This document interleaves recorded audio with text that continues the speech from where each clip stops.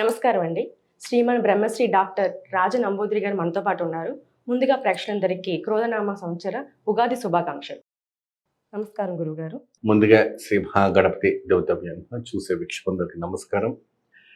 గురువుగారు 12 రాశుల గురించి వివరంగా చెప్పబోతున్నారు. గురువుగారు, ఈ సంవత్సరం మిథున రాశి ఎలా ఉండబోతుంది? నమస్కారం. శ్రీ మహాగణపతి దేవతవ్య నమః చూసే వీక్షకులందరికీ నమస్కారం.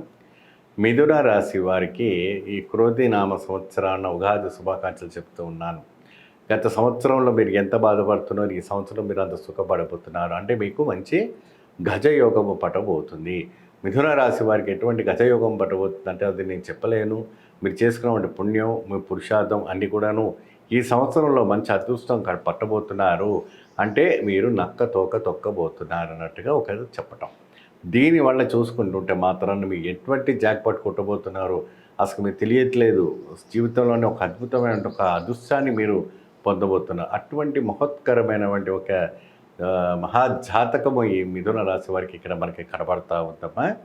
ప్రత్యేకంగా వీళ్ళకి గవర్నమెంట్ ఉద్యోగాలు వచ్చేటందుకును, మరి గవర్నమెంట్ ద్వారా కావాల్సినటువంటి పథకాలు ఏదైతే ఉన్నాయో అవి కూడా వీళ్ళకి అందడానికి కూడా మంచి అవకాశాలు ఉన్నాయి.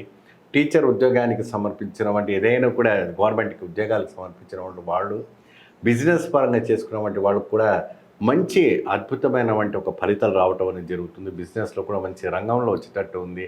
మీరు చిరు వ్యాపారస్తులు కావచ్చు, పెద్ద వ్యాపారస్తులు కావచ్చు, ఏ రంగంలో ఉన్నప్పటికి కూడా మంచి. మరి అదే విధానంగా ఈ రాశి వాళ్ళు కూడాను మరి రాజకీయంలో ఉన్నారు కాబట్టి రాజకీయంలో కూడాను మంచి ఒక పదవి స్థానానికి వచ్చినట్టు కూడాను మంచి ఒక జాతక గోచరం మనకు ఇక్కడ గోచరిస్తూ ఉంది. ముఖ్యంగా మీరు ఆలయ దర్శనం చేసుకోవాలి అంటే ఎటువంటి ఆలయ దర్శనం చేసుకోవాలి, వీళ్ళు ప్రత్యేకంగా ఆంజనేయ స్వామి ఆలయం దర్శనం చేసుకోవడం వల్ల మంచి ఉత్తమైన వంటి ఫలితం రావటం జరుగుతుంది. ఈ ఆంజనేయ స్వామి ఆలయంలో ప్రతి అమావాస్య రోజున స్వామివారికి ఒక మడవాలను, స్వామివారికి ఒక జిల్లెడు మాలను వేసి ప్రత్యేకంగా ఈ మిథున రాశి వాళ్ళు స్వామివారి హనుమాన్ చాలీసు నిరంతరంగా పాటిస్తుంటే అద్భుతమైనటువంటి ఒక ఫలితం రావడం అనేది జరుగుతుంది. వ్యవసాయ రంగంలో ఉన్న వారికి, పోలీస్ రంగంలో ఉన్న వారికి, అది అడ్వకేట్గా పనిచేసేటువంటి హైకోర్టుల వాళ్ళకి ఎవరికైనా కూడా కేసులు కూడా అధికంగా రావటము, మీకు గెలుపు రావటము, ఇంకా మీ యొక్క ఫైల్స్ కూడా మూమెంట్ కావటం అనేది జరుగుతుంది.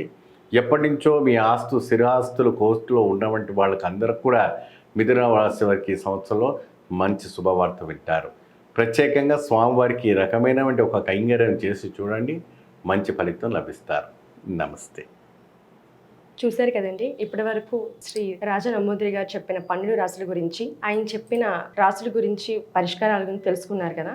కింద స్క్రోల్ అవుతున్న నెంబర్కి గురువు గారికి సంప్రదించి మీ సందేహాలు, బాధలు తీర్చుకోగలరు.